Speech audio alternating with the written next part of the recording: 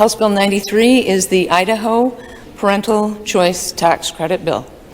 Many of you know or are about to learn that I first ran for elected office because I care about every single child having the opportunity for an excellent education no matter where they're learning.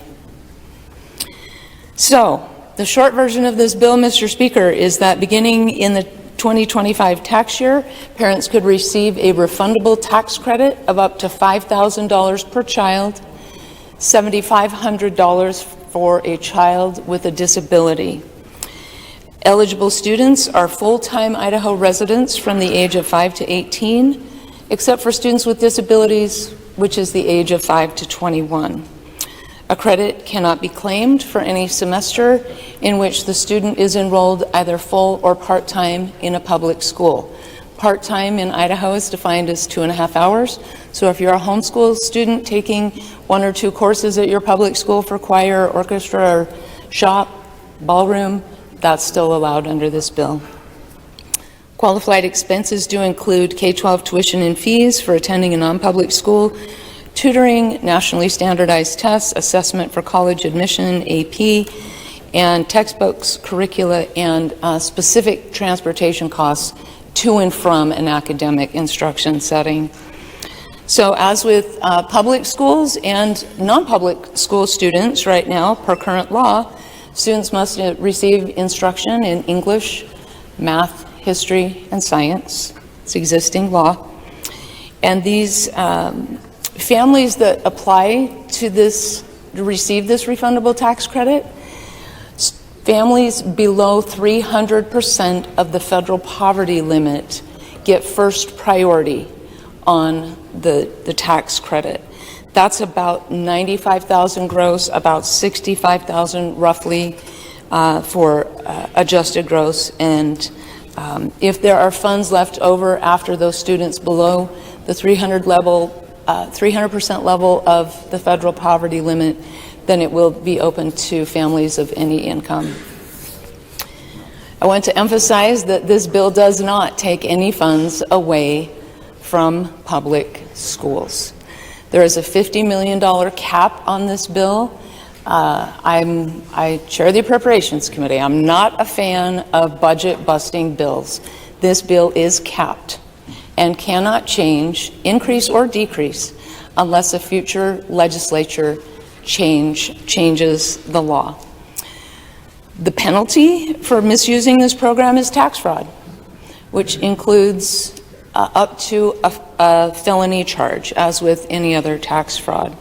Some important transparency measures in this bill are reporting as published by the Tax Commission on the amount of credits claimed and remaining, as well as extensive reporting that is depersonalized but given to us in the aggregate on the number of people participating, the average amount awarded, and the geographic area of the applicants. Mr. Speaker, that is a short summary of the bill, but I would be happy to stand for questions. Thank you. In response to debate, I would just like to point out that this bill does not send one dime to a private school. This bill sends money to families to make choices for their children where they believe they will experience the best learning environment. If I thought for 1 minute that this bill would harm public schools or children, I would not be standing here with it. The academic evidence is clear, and it is empirical, that school choice is a rising tide that lifts all boats.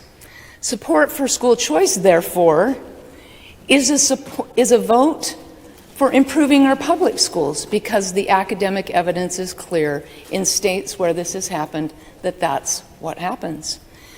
This is not an either-or choice. This is a both-and, as was pointed out by several people. It's just one more piece of the pie for whatever reason. Maybe it's bullying, maybe it's academic instruction, maybe it's disability. You're looking for a different setting.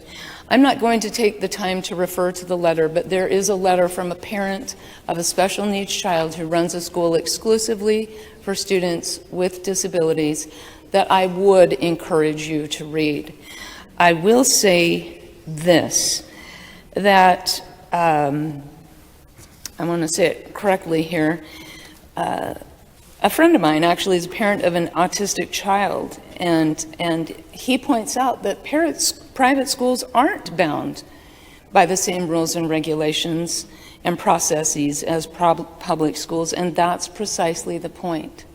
We have some heroic special education teachers out there who do amazing work, and that works for the vast majority of children. For those few for whom it does not work, those of low means in particular, this bill is an opportunity for those children to thrive. I would say that I would dispute that our legislative services staff does not have education expertise. They write the education laws. They write the education budgets. I would debate that they know those laws and the finances better than any of us here in this room. So I think they are perfectly capable of devising a survey that's similar to the one that happens for public schools right now, and whose guidelines do exist on page 5 of the bill, section 14. I invite you to read those. We are not asking our auditors to be experts in education policy. We're asking them to be experts in auditing, which they are. As has been pointed out, we all want to keep our kids safe, and a teacher certification is no guarantee that an adult will not behave badly. And the existing vetting processes that private schools have, micro schools have, will continue to exist under this bill. This bill does not interrupt those existing policies and processes. In terms of accountability, I would point out to you that almost 100% of Idaho teachers pass their teacher evaluation, but not 100% of our children can read. It's a significantly lower percentage. And this bill gives those families of lower means especially the opportunity to get their child into a school where they have a fighting chance at learning how to read at grade level. Mr. Speaker, in closing, I spoke to a group of school children in December, and we had a conversation about why I ran and all of that. And at one point, a third grader asked me, "Why do you love children so much?" And I said, "You're our future. You are the hope for our future. And in 30 or 40 years, it's going to be one of you standing here talking. And I want to help you be prepared for that." But let me give you the answer for adults. The answer for adults is this: some of our children are dealt a bad hand in life. And through no fault of their own, the adults in their lives have made difficult choices. I sat next to one on a field trip once. I'm going to call him Billy. And he shared with me, he was a fourth grader at the time, he's a foster child, who you will see added to this bill this year as a new feature. He told me how, as a kindergartner, he prepared food for his 2 younger siblings when his single mom was not home for extended periods of time, a whole weekend. I spent an hour talking to that little boy, and I have never forgotten him. I want him to have the opportunity that the good lady from 19 talked about.